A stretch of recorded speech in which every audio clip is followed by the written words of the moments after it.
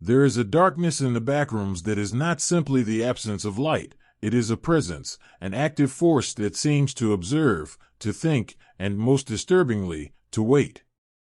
Within that darkness live the smilers.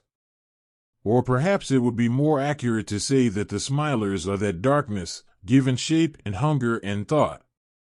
Unlike other entities that roam the backrooms in chaotic patterns, chasing, stalking, or tricking, the smilers operate according to an entirely alien logic. They are stillness incarnate. They do not run, they do not speak, they do not need to.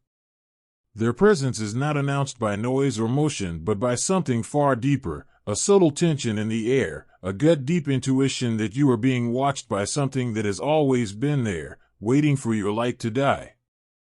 Wanderers who survive encounters with smilers often struggle to describe what they saw, not because the entity was hidden, but because its simplicity masks something profoundly disturbing. A smile, two eyes. That's all. The smile is too wide, too symmetrical. It glows not with light but with the illusion of it, phosphorescent, like bleached bone under a blacklight. The eyes hover above, equally luminous, perfectly round and fixed in place, devoid of all expression. There's no face, no body, no features to read, just that terrible grin and those unblinking eyes in the dark. The human brain, evolved over millennia to find faces in the shadows, cannot comprehend what it's looking at. It tries to fill in the blanks, to imagine a body attached to the smile, a soul behind the eyes. But nothing comes. Nothing fits. Because the smiler is not a creature. It is a concept, wearing the thinnest possible mask of form. It is said that smilers appear in the moments where hope is weakest, when your flashlight flickers for the final time, when your last match burns out, when you've been lost for what feels like days and silence is your only companion. That's when they emerge, not with motion, but with presence. You turn your head, and there it is, as if it was always there. And perhaps it was.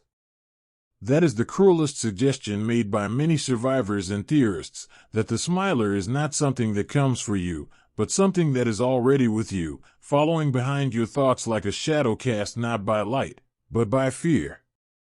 It only becomes visible when the veil of normal perception is lifted, when light no longer protects you from the truths that dwell in the unseen corners of the backrooms.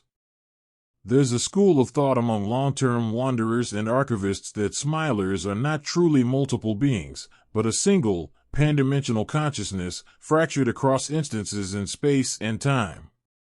The smile is a symbol, a fixed point, a sign of its awareness manifesting. The eyes are its attention focused. When you see one, you are not seeing a smiler, you are being seen by it. And once that happens, it remembers you. This explains the chilling reports of wanderers encountering smilers on multiple levels, even months apart, always the same position, always the same feeling of familiarity, as if the smile recognizes you and is simply waiting for the next chance to be alone with you again. Some believe it marks you. Others think it feeds on you incrementally, each encounter draining more of your mental stability.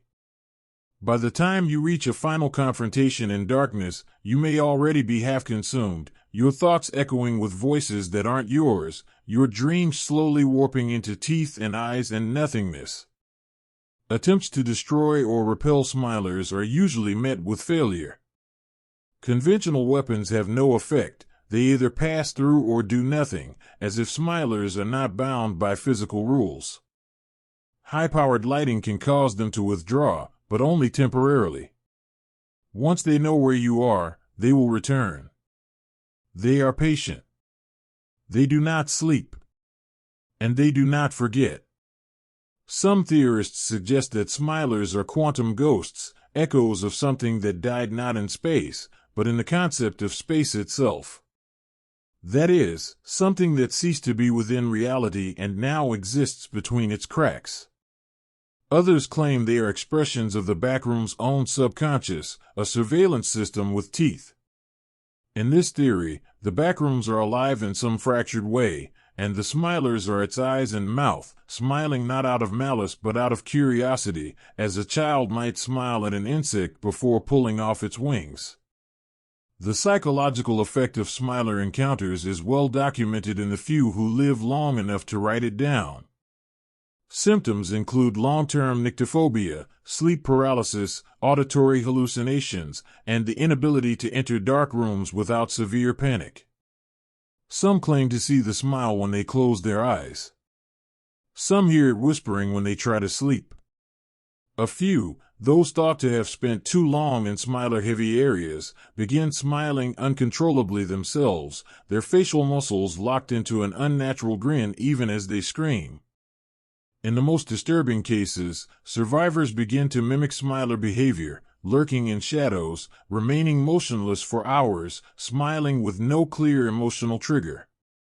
These individuals are often quarantined in isolation levels, where researchers study them behind reinforced glass. But even then, there are reports that the smile never truly goes away, that it lingers, not on the subject, but in the room, as if the smiler left something behind. A piece of itself. The deepest fear surrounding smilers, however, is not what they are, but what they might become. If they are indeed conceptual beings, manifestations of fear itself, then every moment of terror, every whisper in the dark, every panicked breath only feeds them. They may be growing, learning, adapting. There are reports, few, censored, likely classified, of smilers beginning to show movement in the light. Of smiles forming without the eyes. Of shadows that grin without form. If these reports are true, then the smilers may not always be bound to darkness. They may be changing, evolving, preparing for something. And if that is the case, then light may soon no longer be enough. And what then? When your flashlight dies and no smile comes, not because they're gone, but because they no longer need to warn you? When they don't need the dark, because they've learned to hide behind faces, behind mirrors, behind your own reflection? What happens when the smile isn't waiting in the shadows, but is already on your own lips? That's the final horror of the smilers. That they are not just a threat in the backrooms. They are an idea. And like any good idea, once it's in your head, you can't ever truly forget it. You just wait. You tell yourself it's gone. That there's nothing there. Until the lights go out. And it smiles.